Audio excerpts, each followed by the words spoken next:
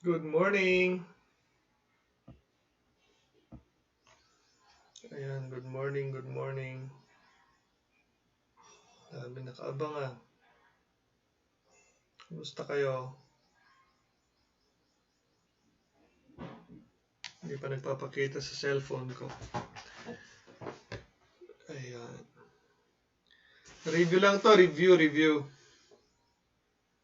Mabilis lang, mga 30 minutes. Tapos na tayo ng 30 minutes. Kasi bibilisan ko lang to. Dahil matagal na tong natapos. O, sige.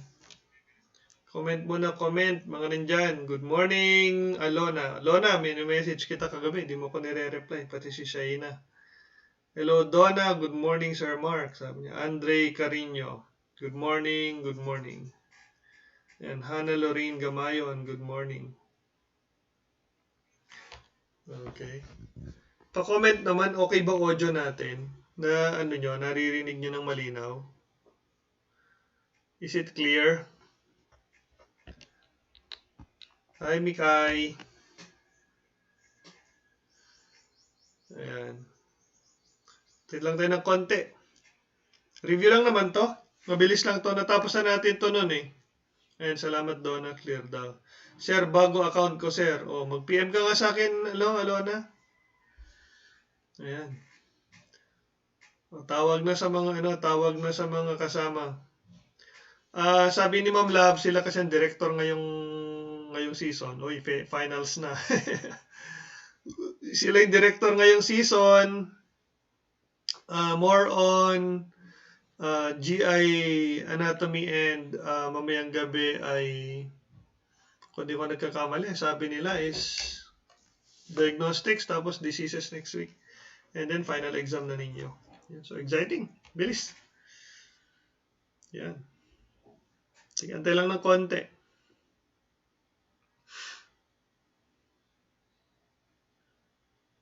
Okay lang naman ang ano. Kumusta naman kayo? Tapos na mga research nyo? Tapos na? Mga interest nyo? Tapos na mga research?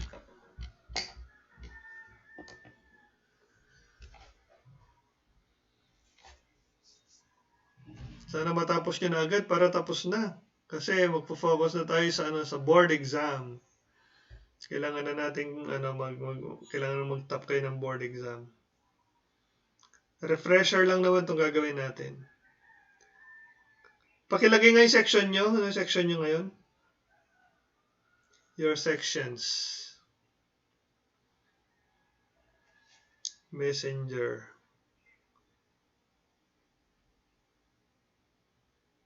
Okay. Pwede pala yun.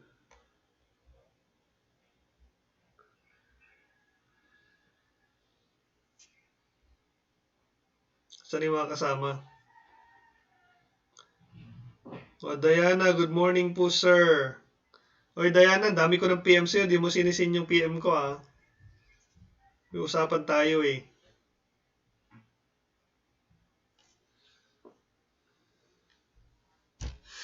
Palobat na ako. Bale, ang bilis lang. Yan. Hello, Gillian. Gillian, anong mo?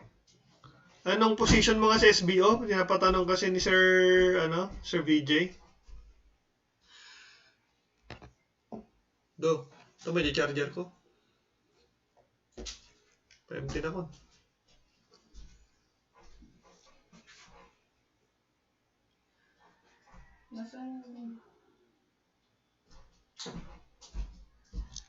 Good morning, Claudine. Deadline nyo na yata sa Lunes sa research nyo, no? Papa-deadline na. At matatapos na tayo, magre-release ka na kami kagad ng grade. Monday yata yung binigyan ni Doc Angel, eh. Marami ang announcement yan. Counselor, sinong vice president nyo? Hindi, sa SBO, sa atin. SBO ng nursing. Hello, Julian Naval. Hello, Jo Marie, Maymay. Hello, Maymay. Ayan. Pakilagay ng section, pakilagay yung section. May nagmo-monitor ng mga ano nyo, attendance. Tawag daw kung okay.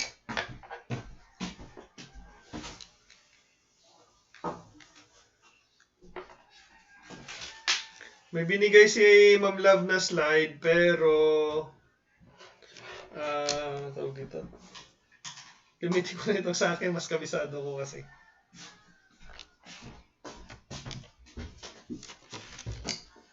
Ayan.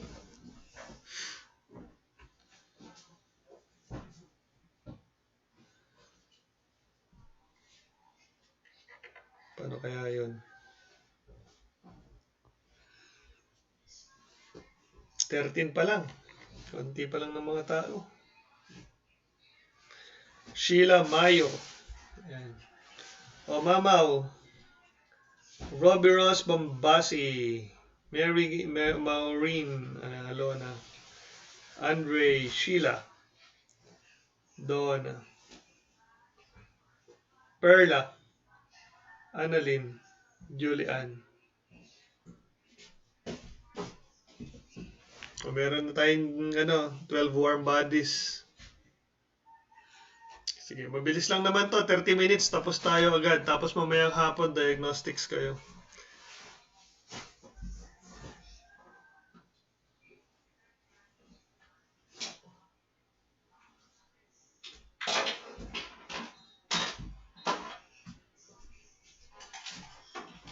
Good morning.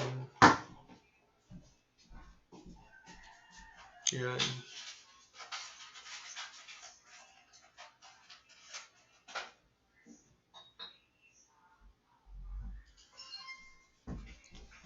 Good morning, CJ. Charmaine Acoba. Ba't nabawasan? Hindi ito compulsory ano lang to. Tawag dito. Kung sakali na hindi kayo makanood ngayon, pwede nyo pa rin naman siyang panoorin pagkatapos nito kasi nakasave naman siya sa YouTube. So, this is considered synchronous and asynchronous at the same time. Kasi pwede nyong balik-balikan, no? So, yung mga hindi makanood ngayon, pwedeng ano na lang sila, manood na lang sila later. Yan. So, paano ba? Start na tayo. Ayan, good morning ulit sa inyo lahat. Siya nga pala, bago ako magsimula, gusto ko lang kayong i-update tungkol sa mga nangyayari. So, congratulations at papatapos na ang inyong career sa second sem ng third year. Yeah. Congratulations. Yehey, yehey. Yeah. And coming kayo ng third year, so pinagpaplanuhan na ni Ma'am Rian.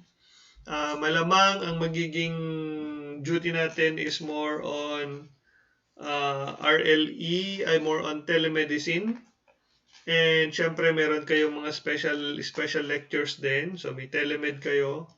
So nag-arrange ngayon ang Isabela State University ng system kung paano makakatulong sa community sa pamamagitan ng tawag dito ng parang call center. So may mga mag-manage tayo ng mga cases ng COVID online. So yung online gagawin. So may mga i-monitor tayong pasyente online. So yun yung gagawin.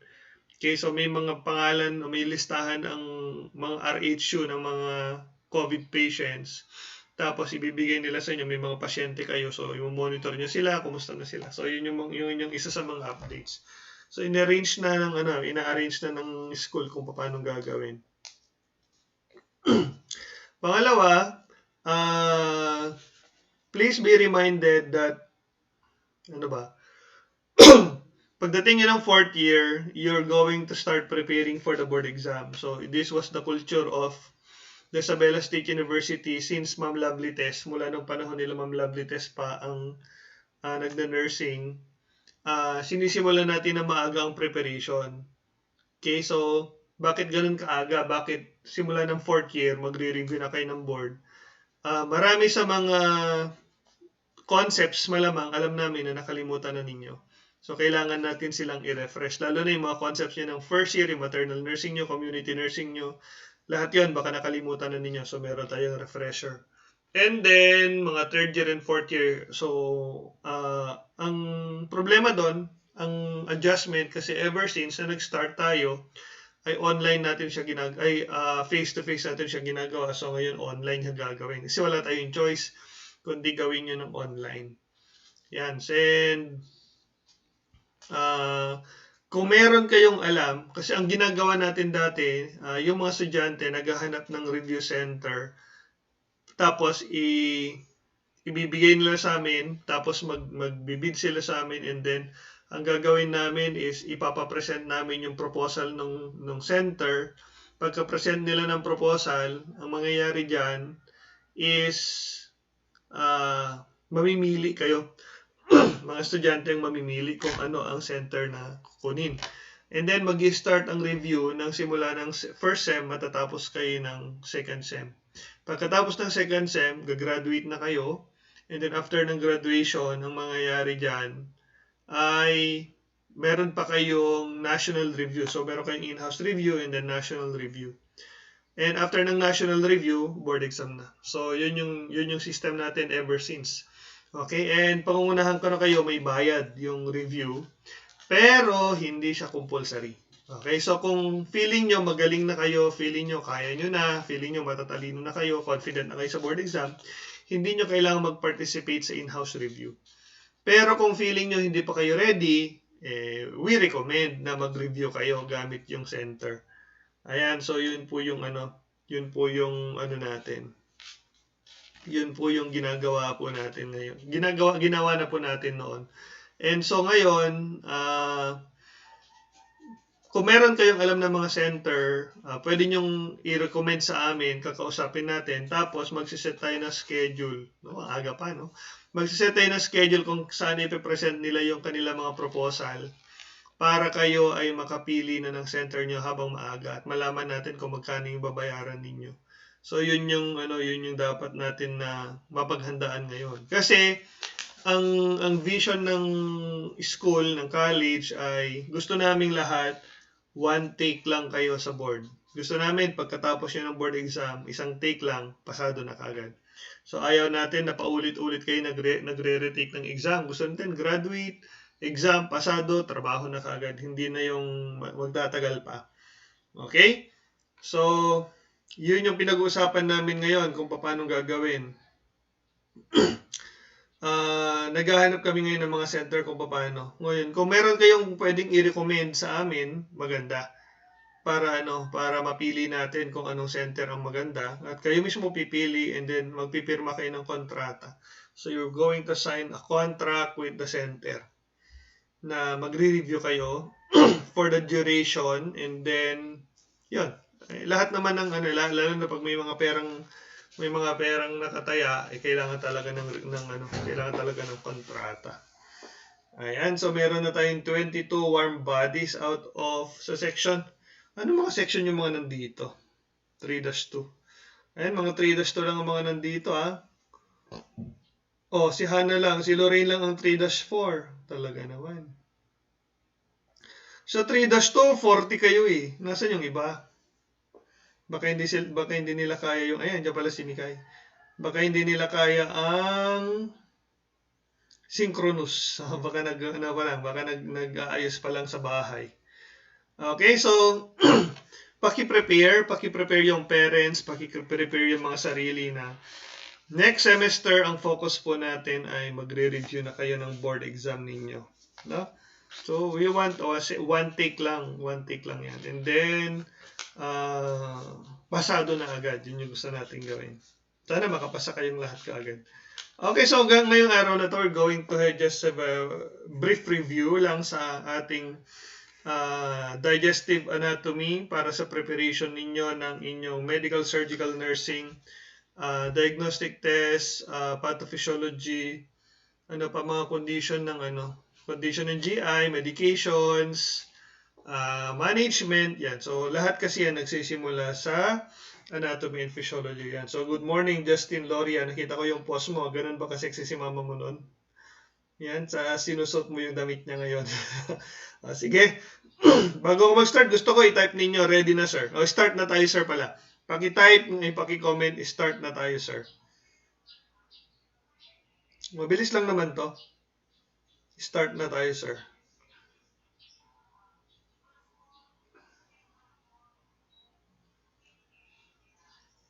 Yan. Nauna na si CJ. Start na tayo, sir. Yan. Si Donna. Diyan si Janela pala, oh. Yan. Shayna, Robby. Robby, hindi ba nag-aral si Clarence? Nag-stop ba yun? Hindi ko na nakikita si Clarence. Sheila Mayo. Yan, start na tayo, sir.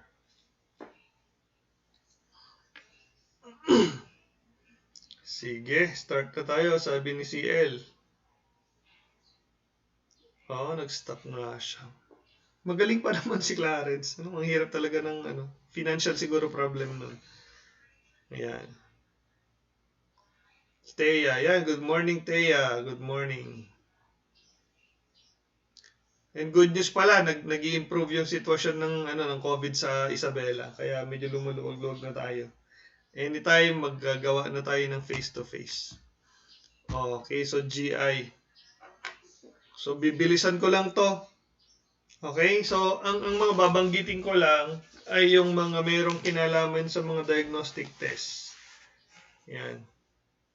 So, function ng GI, ingestion, breakdown of foods, absorption nutrients, and release of waste. So, diretso na tayo sa mga conditions, no?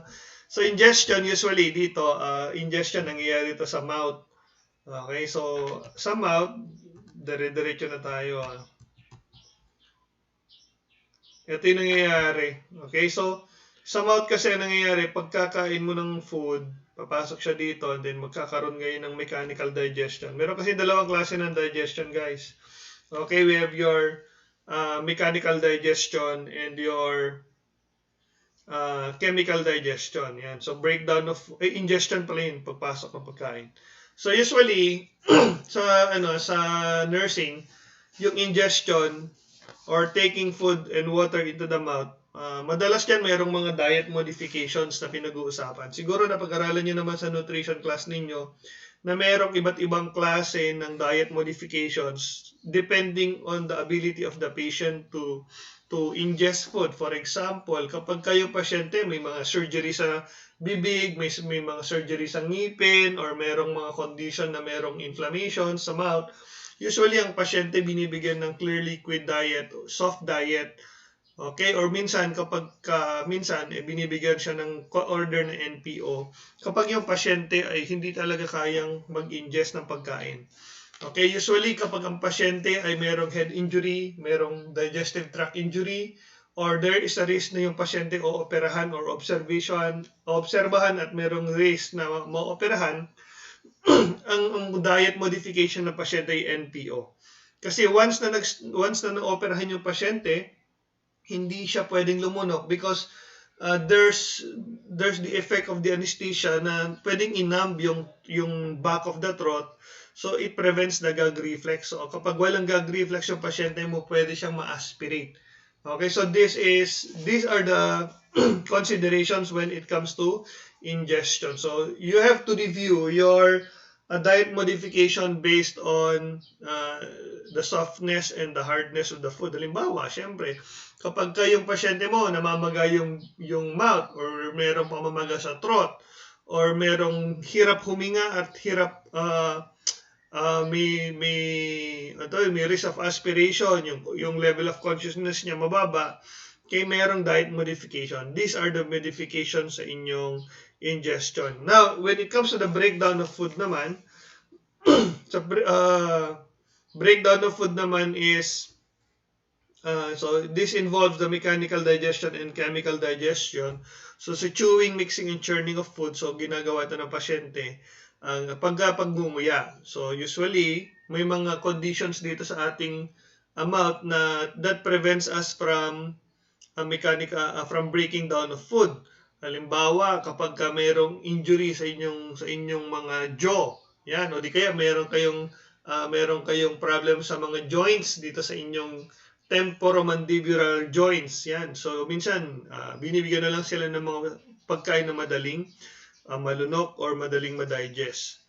Chemical digestion, marami nangyayari ito from the mouth up to the intestines.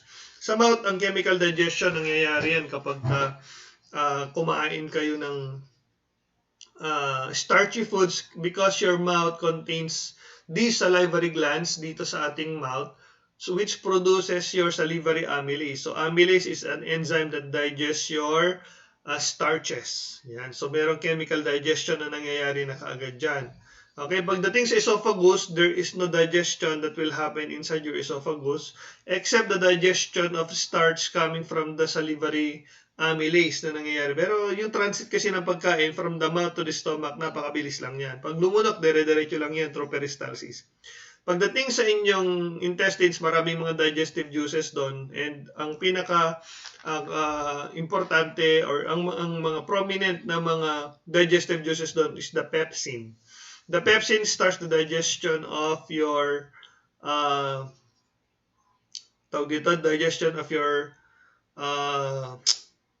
proteins. But then it should be activated by hydrochloric acid. So the pepsin is in its inactive form, ang tawag sa kanya ay pepsinogen. Okay, once na na-activate siya ng pH na mababa, usually pH 2, it's a very acidic environment, the pepsinogen is converted into pepsin, and this pepsin will then start digesting your proteins. So yun yung nangyayari yung protein digestion. So yung pepsin na nagda-digest doon. Okay? And chemical digestion is also contributed by enzymes coming from your pancreas, just like your pancreatic amylase and your lipase na nandoon nanggagaling. And the brush border of your small intestines ay marami ring digestive juices doon. So in any condition na masira yung stomach, and mechanical digestion also happens in your stomach. So pag may mga condition na nasisira yung stomach ninyo, okay, your mechanical digestion and chemical digestion is greatly affected. One condition na pag-uusapan nyo later on sa mga sa medical surgical nursing dun sa diseases proper is yung tinatawag natin na peptic ulcer. Mamaya papakita natin yung picture niyan. Okay, the peptic ulcer is a condition wherein there is an erosion of your digestive linings, the mucus and the mucosa. Magkaiba yung mucus sa mucosa. Yung mucus, that is the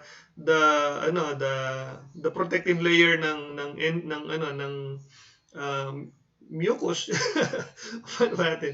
The slippery thing na nagko-cover ng intestine nyo. So, maraming factors ang pwedeng maka-apekto nitong mucus na to. Okay? Kagaya ng in the presence of your drugs, kagaya ng NSAIDs and steroids that could thin your mucus. Another is the presence of microbes, just like your Helicobacter pylori, that could thin also the mucus. So, yun yung ginagawa nila. And some diet, syempre, meron din kinalaman dyan minsan. Okay? And then, absorption of nutrients, this happens in the small intestines. Majority of the nutrients happens in the small intestine, but some of the precursors in the absorption of nutrients is produced in the stomach. For example, the intrinsic factor which absorbs vitamin B complexes is released by your stomach. So minsan kapag kayong pasyente mo hindi nagkakaroon ng or mayroong ulceration sa wall ng kanyang stomach, hindi siya maka-absorb ng vitamin B complex, folic acid, dahil hindi siya makapag-produce ng intrinsic factor. Okay, release of waste. So usually may mga conditions sa pinag-uusapan dito pagdating nyo sa mga diseases. Dalawa yung mga sikat na mga conditions dyan. Yung constipation and diarrhea. Okay, so constipation is the inability to pass comfortably your waste products. Diarrhea naman yung sobrang bilis naman. So sa inyong constipation, usually it is a very uncomfortable feeling na maging constipated. Usually dahil yan sa low roughage and low water content ng inyong katawan. So pag sinabi ng low roughage or low fiber, these are the components of the foods that is not being absorbed by your digestive tract, and it needs to be eliminated through your anus. Minsan kapag kulang ng tubig yan, nagiging matigas. Or kapag kulang ng roughage yan, hindi siya napopropel ng maayos para makalabas. So those are your release of waste conditions. And diarrhea naman, pag merong irritation sa inyong GI lining, yung GI nyo mabilis na lumabas yung dumi.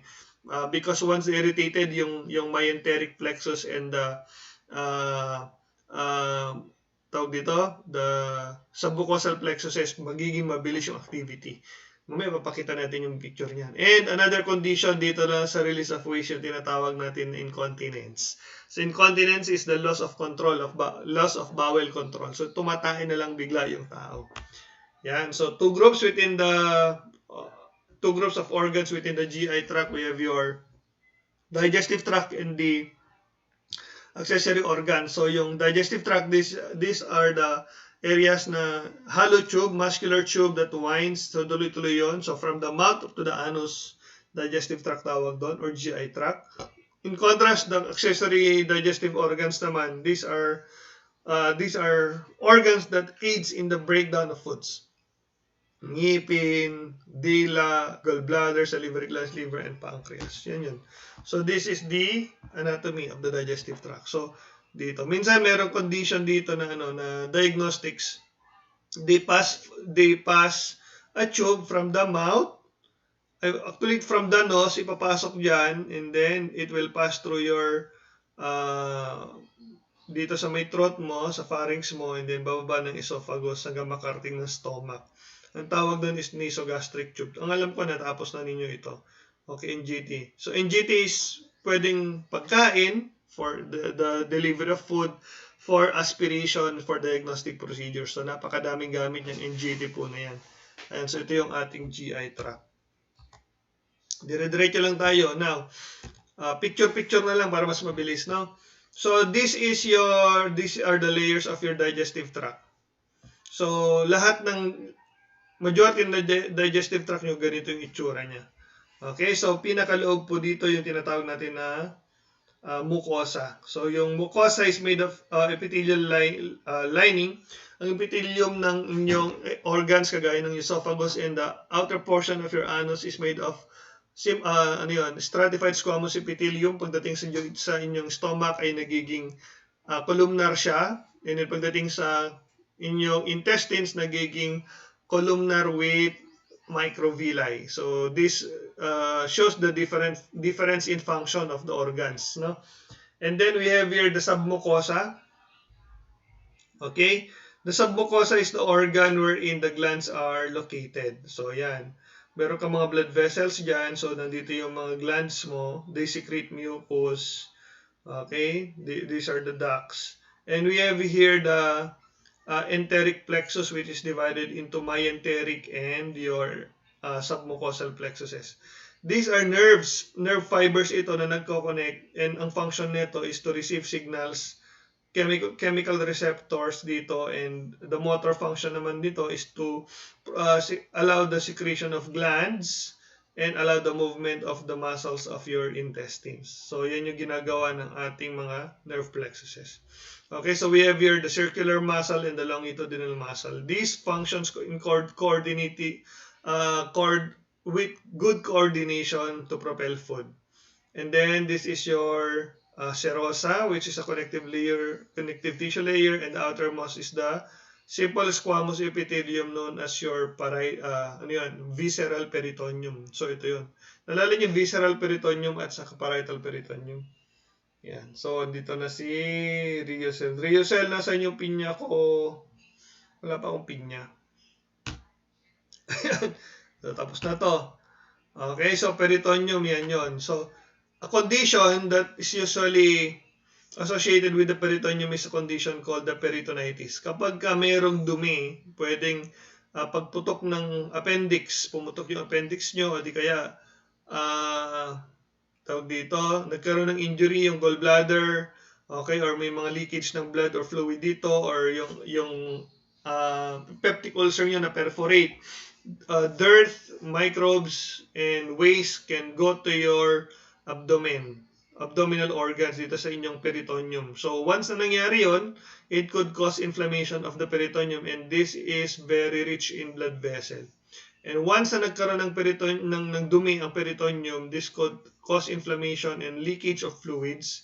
Okay, so pag nag-leak ang fluid dyan, yung fluid mo mapupuno to ng tubig, tapos yung dugo mo, mawawalan naman ng tubig dun sa dugo mo. So, the patient can go to shock. So, babagsak yung fluid sa loob ng blood vessel niya, so hindi na niya mape-perfuse yung mga organs sa iba't ibang bahagi ng katawan.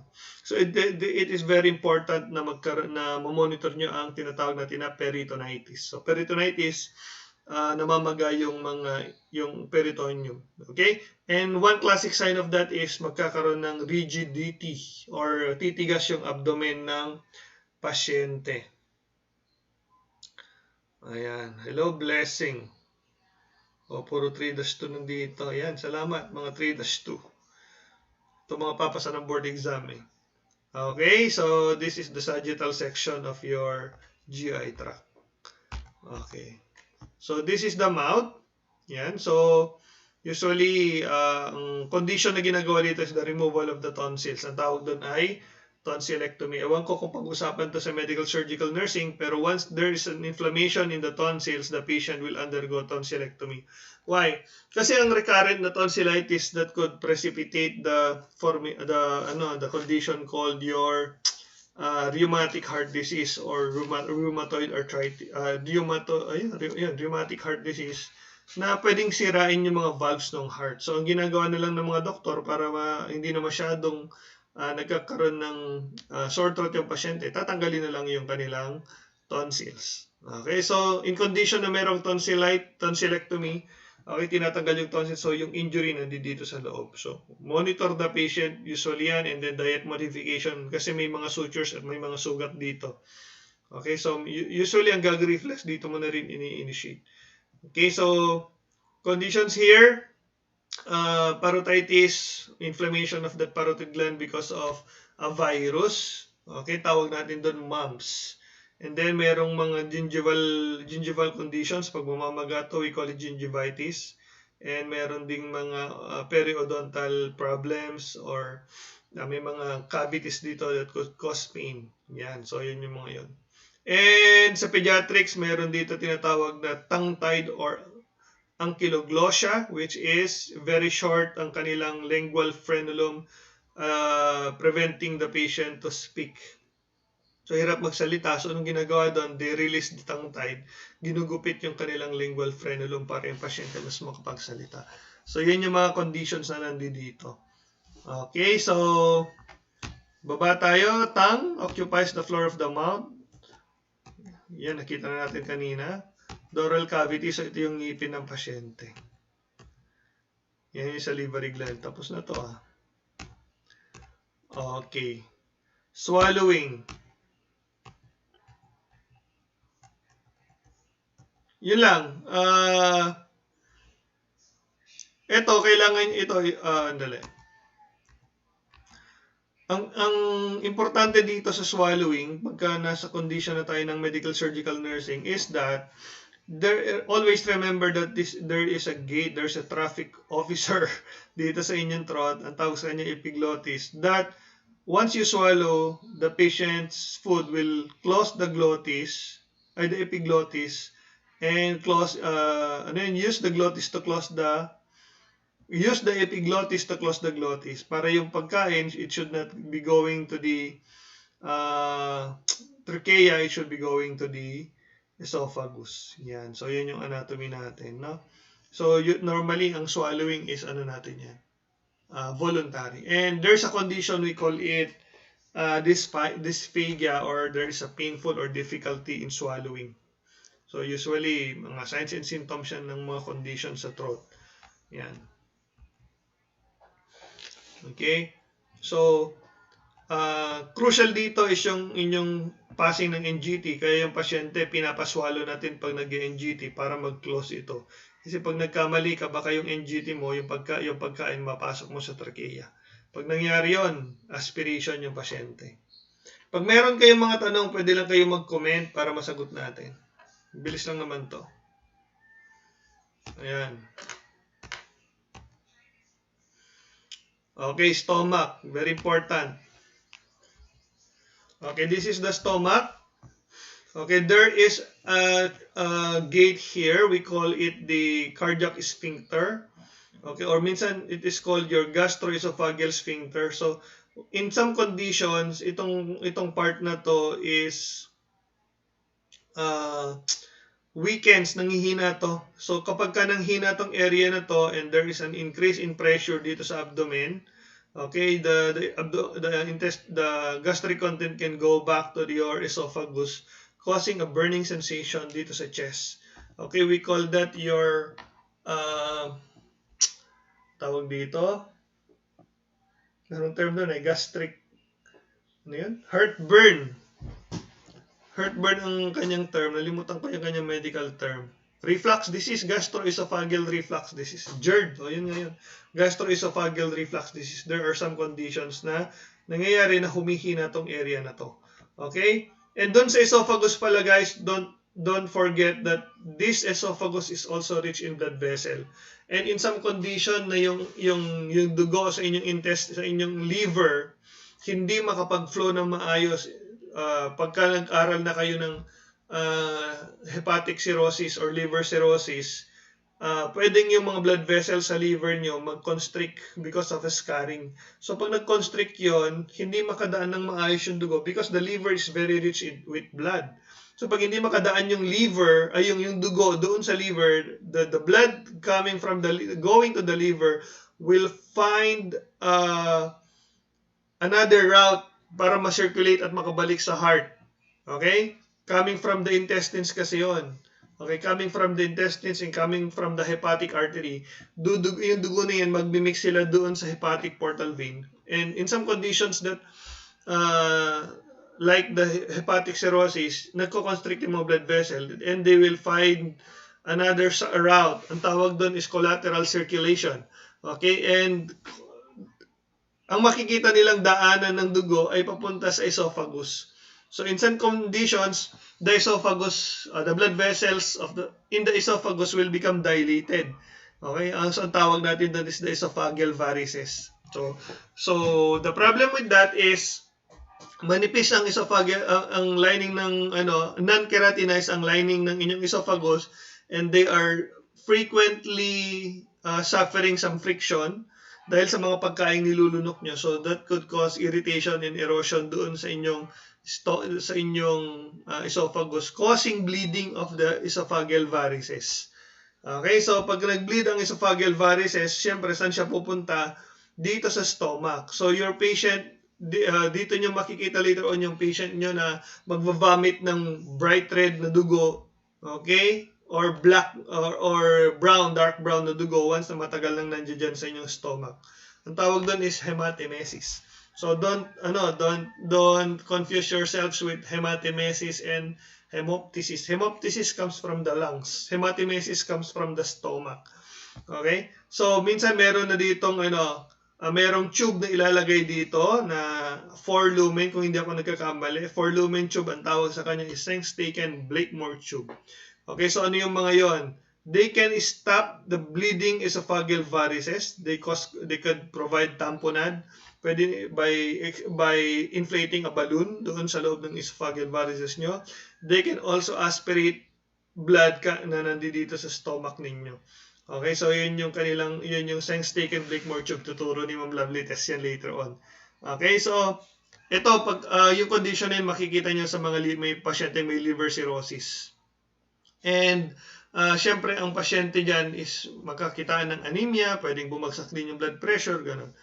Okay, so yun yung conditions sa esophagus. We will be having some conditions with esophageal varices. And sa stomach naman, the stomach has a three-layered muscles, and then we have a slimy mucus that protects the wall of the stomach against acids. Yan, so napaka-importante nito. Bakit? Kasi acidic tong stomach, lalo na pag kami mga pagkain na it will stimulate the production of acid sa stomach. So ano yung mga nag-stimulate the production ng acid sa stomach? During the cephalic phase of your GI, of your eating, merely thinking, smelling, and tasting of food, that is called your cephalic phase. Okay? So yung nerves ng utak natin stimulate niya yung vagal nerve to produce gastric juices. So, yun yung ginagawa niya. Once the food reaches the stomach, it is again stimulated and it will further produce gastric juices. So, mas magiging acidic pa. And then, magkakaroon na to ng churning, turning, and digestion. Mechanical, kasi imagine mo, highly muscular siya. And then, this area is called your pyloric sphincter. Normally, it's closed during your digestion. Pero once na yung pagkain is transformed into chyme. Chyme is a powder rice. Alam mo yun, yung malapot na, mechanically talaga broken na siya. Okay? Nangyayari to. Yan. Now, condition sa stomach is tinatawag natin na gastric ulcer. So normally nagkakaroon ng ulceration dito. Ang origin pwedeng chemical, pwedeng medication, at pwedeng microbial. Okay, so halimbawa, yung pasyente mo may dumi, may Helicobacter pylori yan. Ang ginagawa kasi guys ng Helicobacter pylori is pinapanipis niya yung mucus. Okay, they feed on the mucus. So, pagka numipis yung mucus mo, okay, the acid in your stomach will have an ability to make contact with your mucosa, thereby causing erosion dito. And it's very painful. Yan, so very painful yan. And another is your pain relievers, kagaya ng NSAID and steroids that can also cause thinning of your mucus.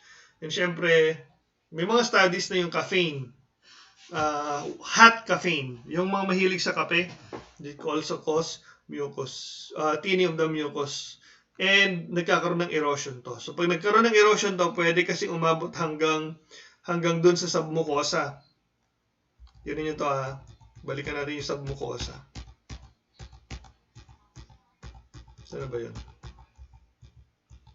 Ayan o. So ito yung mucosa mo, pwedeng yung erosion umabot hanggang submucosa. Ano ba yung nasa submucosa? Those are your blood vessels. These are your veins and these are your arteries. So pwedeng umabot dyan, causing your ulcer to bleed. So that is your bleeding peptic ulcer.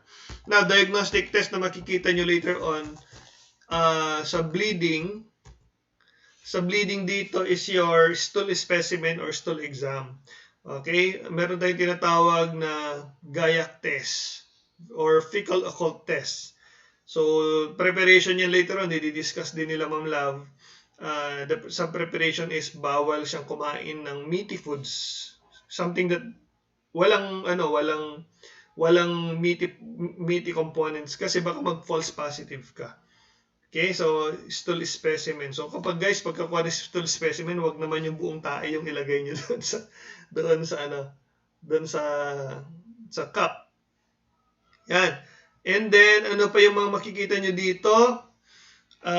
Another is dito sa area na to, minsan pagka nagkaroon na ng injury dito dahil sa ulceration, yung pyloric orifice mo ay magiging tawag dito, manipis or maging constricted. Ang tawag naman natin doon is pyloric stenosis. So, mahirap naman dumaan yung pagkain doon. So, na pasyente mo laging masusuka kasi hindi makapasok yung pagkain. And in some conditions din, merong surgery na ginagawa kung saan kinakabit or inaastomos yung duodenum at saka yung jejunum sa stomach. Yan, ang tawag natin doon is yung Billroth 1 and Billroth 2. Okay, so the problem with that is the control system na binibigay ng pyloric orifice nawawala, ng pyloric sphincter nawawala na. And the patient will be suffering from dumping syndrome. So, napakaraming condition na yun. Okay? And then, kapag ang pasyente naman ay masyado ng may obesity, madalas ang ginagawa nila ay yung section ng stomach binabawasan. Tawag namin doon gastrectomy or partial or sectional gastrectomy. Babawasan lang to para mabawasan yung pagkain ng pasyente. Kasi pagka nabawasan yung laki ng stomach, ano na kagad yan? Tawag dito, mabilis siya mabusog. So ito yung duodenum, minsan ginugupit yung isang area na mayroong ulceration, ikinakabit sa stomach. Ang tawag yun gastroduodenostomy. Tapos gastrojejunostomy, Billroth 1 and Billroth 2. Yan, papakita later on. Okay, so ito yung tinatawag natin na chief cells. They produce your pepsinogen, and your parietal cells will produce intrinsic factor. So kapag nagkaroon ng ulceration dito sa area na to, nawawala ng intrinsic factor yung pasyente. Ang ending, hindi siya maka-absorb ng vitamin D. Okay? Folics. Yan. So, usually, anong ginagawin ng pasyente? I-inject na lang siya lifetime. Yan. And then, gastric juices. Yan, vitamin B12. Vitamin B12 yung inabsorb ng intrinsic factor. Yan. So, minsan pa merong mga condition, mga gamot, medications na ginagamit sa stomach. Minsan, meron tayong different categories. 3 categories of medication. Pharma muna ng konti. No? Meron tayong tinatawag na antacid. Meron tayong tinatawag na proton pump inhibitor. And meron tayong histamine 2 receptor antagonist. Okay? Example ng mga antacids ay yung mga Kremil S. Yan ang sikat. Okay, Kremil S. So ano ginagawa niya pag marami ng acid sa stomach mo, papainumin mo ng Kremil S. Yung Kremil S is made of magnesium hydroxide and aluminum hydroxide. Ang ginagawa niya, ini-stop niya, nineutralize niya yung acid sa stomach pag may hyperacidity. Yun namang proton pump inhibitor, kalimutan ko yung gamot doon. So, ini-stop niya yung production ng hydrochloric acid doon sa stomach nyo. Yan. Ito siya, yung HCl. Yan. Yan, ito. Yung H na yan, okay? HCO2 plus H2O using carbonic anhydrase, nag-yield siya ng carbonic acid. Tapos, yung hydrogen na yan, okay, ipapump niya dito. That is called your proton pump. So, this increases your HCl production. Proton pump. Okay? Nakalimutan ko yung gamot. Naalala niyo ba yung gamot na yun? Paki-comment naman. Meron akong ganyan dati. Tapos, pangatlong kategory ng gamot dito na ginagamit is yung tinatawag natin na H2 receptor antagonist. So, ang tawag doon is histamine 2. Meron kasi dalawang klase ng histamine receptor. Yung unang histamine receptor ay yung tinatawag ng H1 receptor. It's located in your blood vessels and lungs. So, kapag dumikit ang histamine doon, it causes vasodilation and bronchoconstriction, mucus production. So, ito yung nangyayari kapag may allergic reaction kayo. Yung histamine 2 naman, pag naka-receive namin ng histamine, it will produce HCl din. So, yan yung mga medications later on na pag-aaralan nyo sa medical surgical nursing para dyan. Yan. So, ito yun, tapos na natin to. Okay? So, another pa pala, diagnostic test na titingnan nyo later on dito yung tinatawag natin na barium swallow. Yan. Barium swallow, sa barium swallow naman ay palulunukin kayo ng barium which is radiopaque. Ang ginagawa niyan is it will coat the lining of your stomach, okay? The lining of your intestines, and then shoot nila ng x-ray. So, mag-glow kasi yon. So, pag may mga area na constricted, makikita doon. So, yung mga pyloric stenosis or your cardiac stenosis dito, or cardioesophageal stenosis, makikita yon. Or merong mga erosion dito, makikita siya sa barium swallow. So, preparation doon, NPO. Later on, pag-uusapan din ni ano yan. Hoy, Jomel, nandiyan ka na. Nasaan yung pinya ko? Bibili ako, don't worry. Pero wag ngayon kasi wala ako ng weekend dito sa Itiague. Uwi kami ng Kabagan. Ayan. So, ano pang ginagawa dito? Endoscopy. Nagpapalunok sila ng tube na merong camera doon sa looban. So, makikita kung nasan yung injury. So, ang tawag doon is endoscopy. So, usually, ang pasyente ay ini-sprayan ng anesthetic doon sa kanyang throat para hindi magka-problema sa paglunok. Okay, and then the patient is instructed to turn side to side para makita yung location kung nasaan yung mga injury ng pasyente mo. Ayan, so upper GI endoscopy, gastric analysis, minsan NGT, magpapasok sila dyan, tapos dudukot sila ngayon ng laman. So makikita nila doon kung ano yung laman ng stomach mo. Ayan. And then we have your, sabi sa inyo, mabilis lang to eh. Okay, small intestine, we have your duodenum, jejunum, and the ileum. So normally, pag ang nangyayari dyan, duodenum, pagka merong ulcer, duodenal ulcer, ipapa-differentiate malalaman nyo yung difference ng gastric ulcer sa duodenal ulcer. Depende sa timing ng pain. Masakit kasi yan. Ang stomach, pagka yan nag-distend, at merong sugat, kahit anong sugat, pagka ibuka mo yung sugat, di mo masakit yun. Ayan, so, pagka bumuka yung sugat, masakit yon. So, kapag kumain ka, katatapos mong kumain, yung pagkain, nasa stomach yun. Pagka nasa stomach yun, bubuka yun kasi may laman, nilagyan mo ng laman, syempre bubuka, masakit. So, ibig sabihin, gastric ulcer yung sakit mo. Okay, nandun yung problem. Pero pagka kumain ka, walang problema. After 30 minutes, 1 or 2 hours, biglang sumakit. Ang tawag doon is duodenal ulcer. Gastric ulcer, yung pagkain mo nasa stomach. Nag-vomit ka, na-relieve. Natanggal yung pagkain sa stomach mo, nag-vomit dahil sinuka mo, na-relieve ka. Okay? Ibig sabihin, yung ulcer mo nasa stomach. Pero kapag nag-vomit ka na, hindi pa rin nare-relieve yung pain, ibig sabihin, yung sakit mo is duodenal ulcer. So, yun. Minsan, alam mo lang kung nasa yung pain, kung nandoon yung pagkain, malalaman mo kung duodenal or gastric ulcer. Ang gastric ulcer usually, ano yan? Pumapayat. Kasi pagka kumakain, sumakit, magva-vomit. Kumain, sumakit, magva-vomit. So, wala siyang calories na makukuha.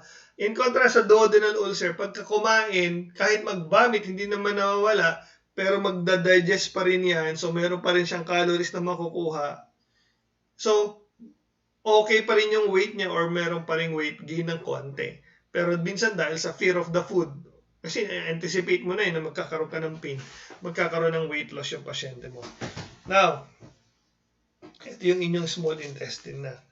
Okay? And then, an important organ dito sa inyong intestines here is your appendix. Yan. Ang appendix, meron din siyang mucosa submucosa muscularis. Okay? Walang gamit naman daw yan. Pero pag yan ay pumasok ang mga matitigas na pagkain, yan, ang tawag sa kanya ay, ano ang tawag dyan? Coprolit. Coprolit. Copro, C-O-P-R-O-L-I-T-H, coprolit. Yun yata yung term na ginamit doon. It could cause, blockage of the blood flow. Kasi kung titingnan nyo, kunyari, ito yung appendix mo, yung dugo, pumapasok pa rin yun sa appendix, lumalabas pa rin yung dyan sa appendix nyo. The problem is, kapag merong bato na pumasok dito, mai-irritate kasi ito area na to. Okay? Pag na-irritate tong area na to, it will cause inflammation because of the stone or the hardened stool na nandito. Tapos, ang mangyayari dyan is magkakaroon ngayon ng inflammation dito. Pag nag-inflame to, it will constrict the blood vessels going in and coming out. So, wala nang papasok na dugo, wala na ring lalabas na dugo. Anong effect nun? Pagka ito, wala nang dugo yan, mamamatay itong area na to, and time will come, within 24 hours, itong area na to, which is the appendix, will fall off, leaving an opening dito. Okay, magkakaroon ng opening dyan where fecal material could go out and cause peritonitis again. Okay, so yan yun. Yan yung appendix. So, ganun ka-importante ito. So, dapat ang pasyenteng may appendicitis, agad-agad madala sa hospital. Bakit? Kasi kailangan tanggalin to, tapos tatahiin to para hindi tumakas yung dumi. So, yun yung ginagawa dito sa inyong appendectomy. Okay? In some cases, may large intestine. Baba na tayo large intestine. Okay? So, ito siya. Ito. Large intestine na lang muna. Liver na lang muna. Ayan. So, the liver, ang madaming function ng liver. Ayan. Saan ba yung function ng liver? Isa sa pinaka-importante function ng liver. Mga function ng liver na lang. Kasi magkakaroon kayo ng condition of the liver. Ang pinaka-delikado condition of the liver is the liver cirrhosis. That happens when a person consumes too much alcoholic drink.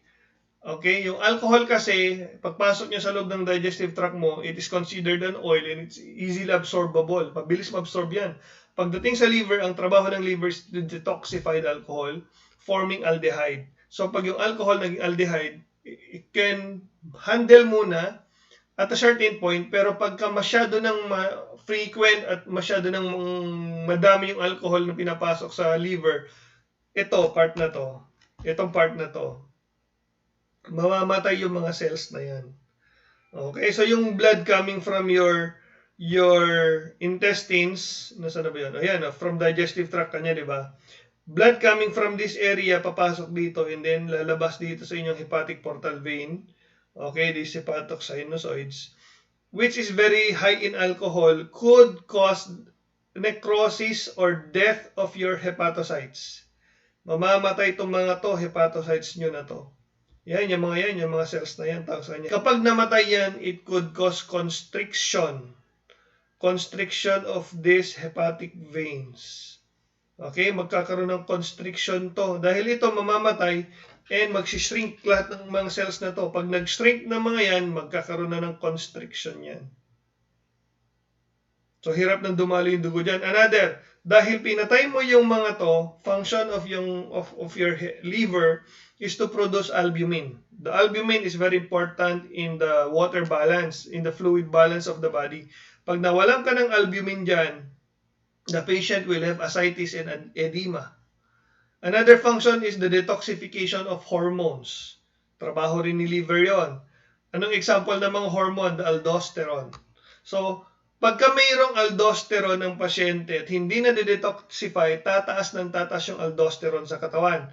Pag mataas ang aldosterone sa katawan at hindi na detoxify at hindi na deactivate ng liver, okay, the aldosterone will be high. And ano bang function ng aldosterone? It conserves salt, and then it will then conserve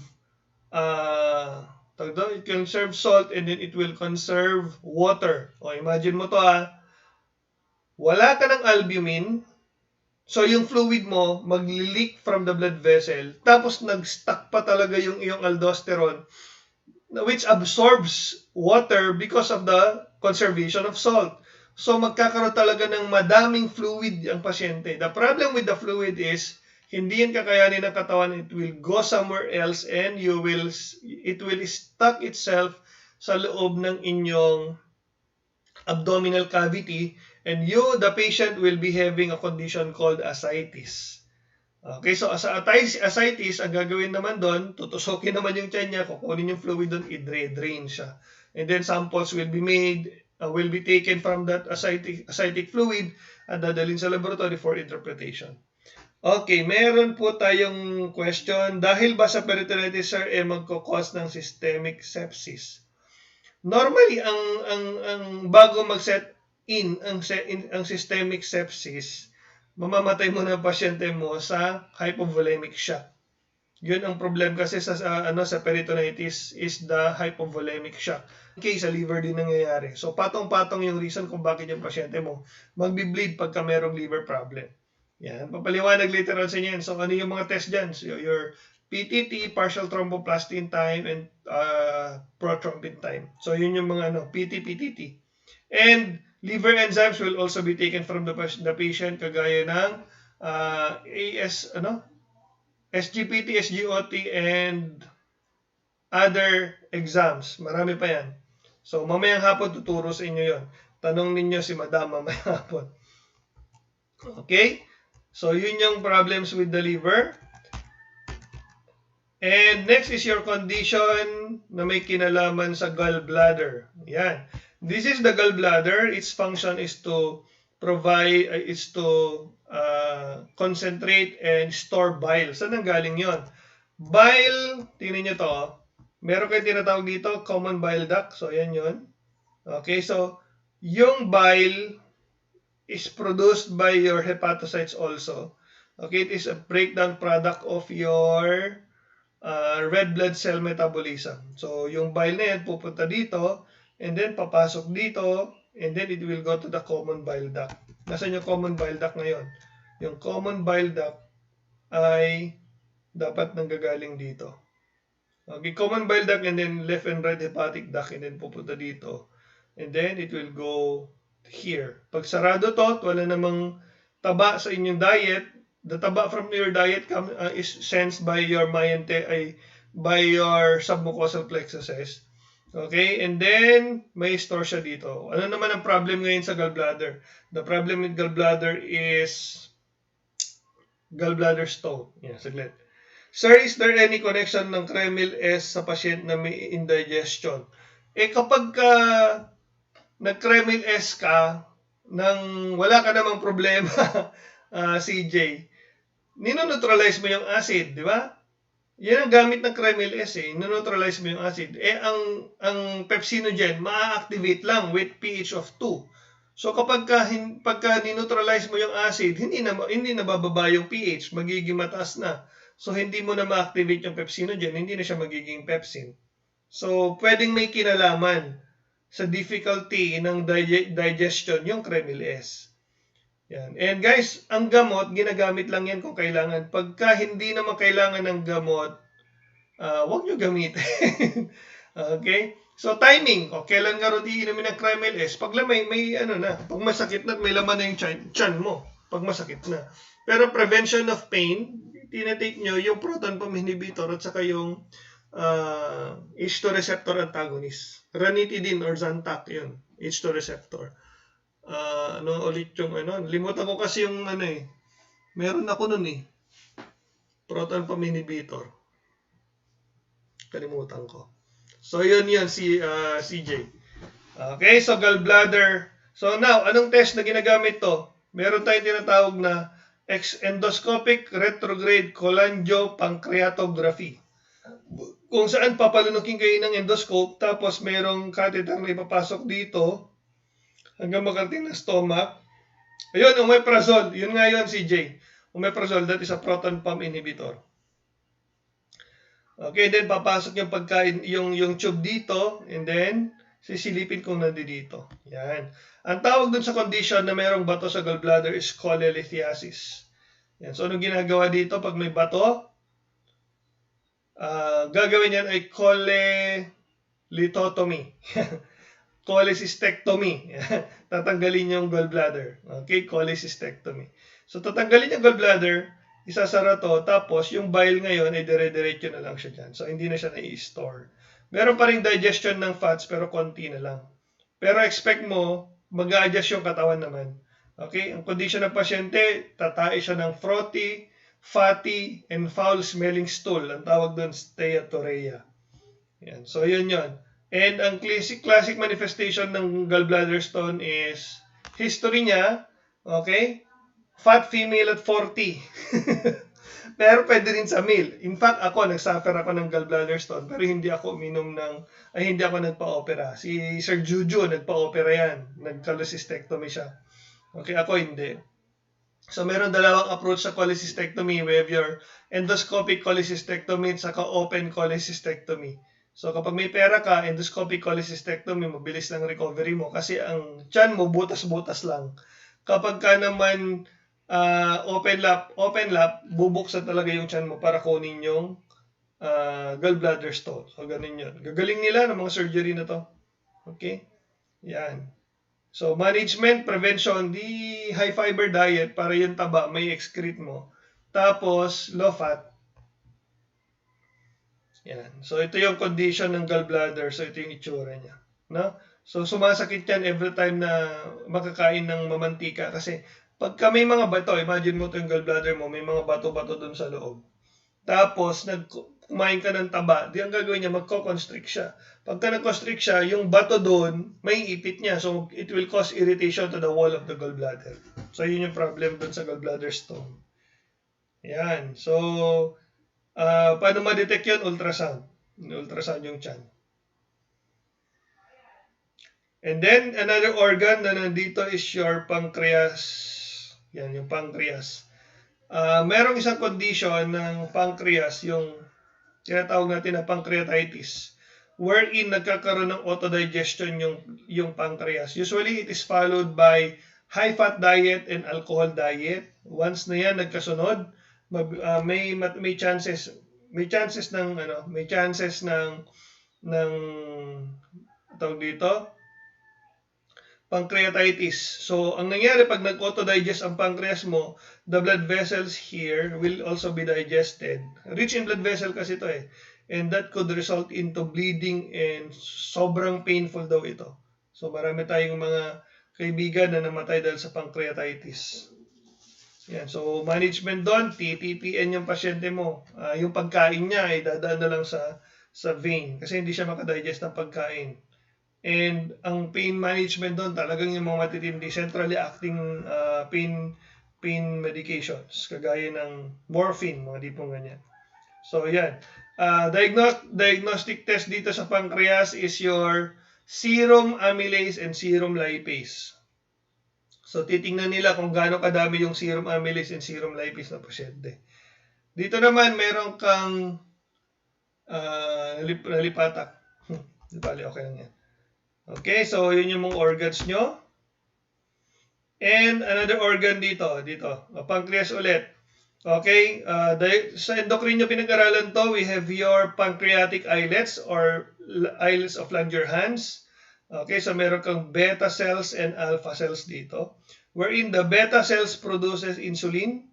Okay, pag yan nawala dahil sa autoimmune or any reason, or pwedeng congenital or other reasons, pwedeng mag-cause yan, the patient will suffer diabetes mellitus. So, diagnostic tests na ginagamit dito usually are your heme sugar, heme glucose test, okay, or ginagamit dito yung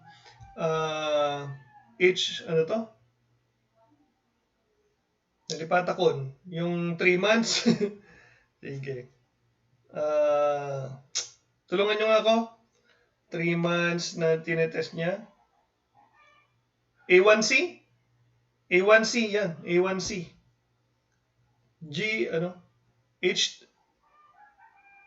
A1C. Yan yung blood test na yan. Yan. Okay. So, sa GI, sa large intestine naman, so ito yung anatomy ng inyong large intestine. Usually, ang primary function nito ay tinatawag natin na absorption of water and removal of waste. So, pagdating kasi niya dito sa inyong cecum, okay, merong valve dito, tawag sa niya ileocecal valve. Watery siya, matubig siya. So, habang dumadaan yung pagkain across the length of your large intestine, nagiging solid kasi na-absorb ng wall ng intestine yung inyong fecal material, yung fluid, yung water sa fecal material. And wala siyang pakialam kung gaano ka-watery or ka-solid, basta pag dumaan dyan, mag-absorb yan ng tubig. Kaya kapag kakulang ka sa tubig, nandito pa lang, dehydrated na yung tae mo, pagpasok dito, dehydrated na, matigas na. So, diyan ka na magkakaroon ng impacted feces o di kaya constipation. Okay, pero kapag ang pagkain mo naman ay maraming fiber, kasi ang ginagawa ng fiber, they conserve water eh.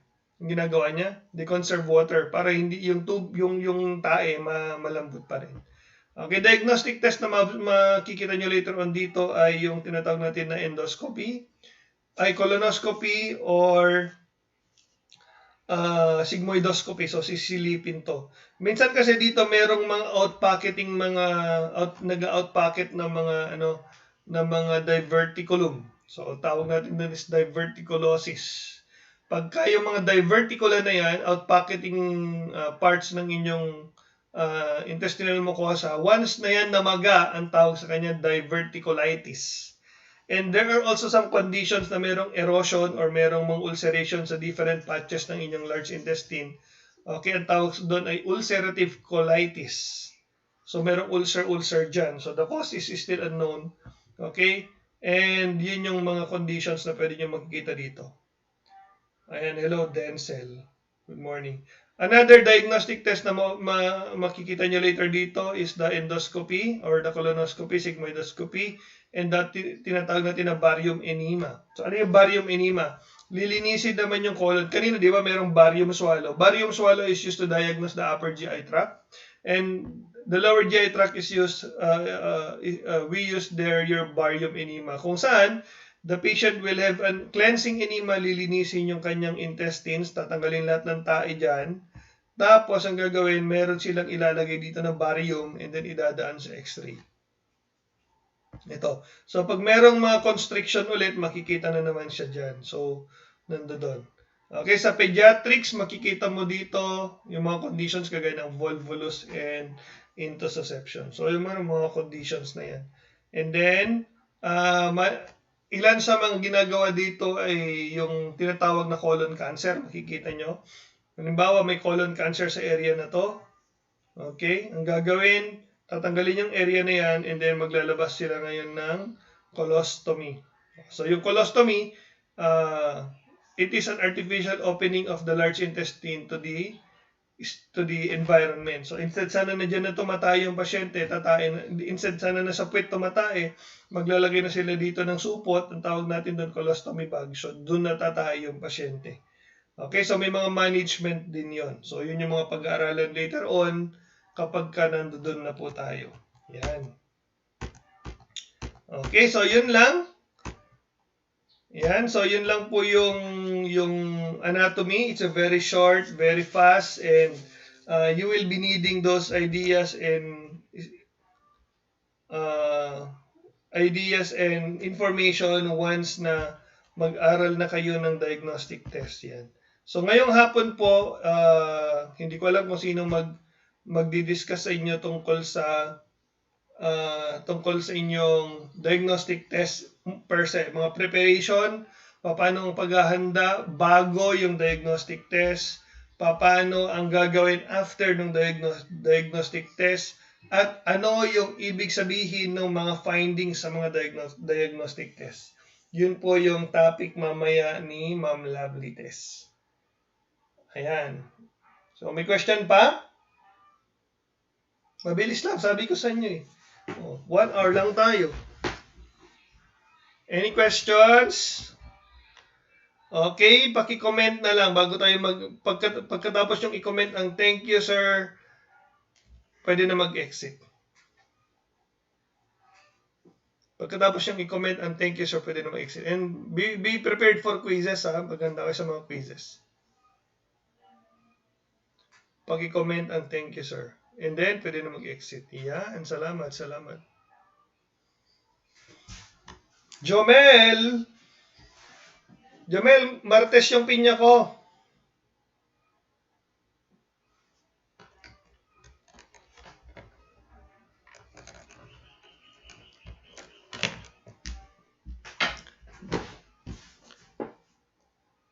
Okay.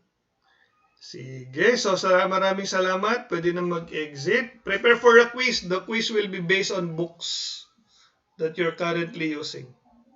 Bye! Have a nice day!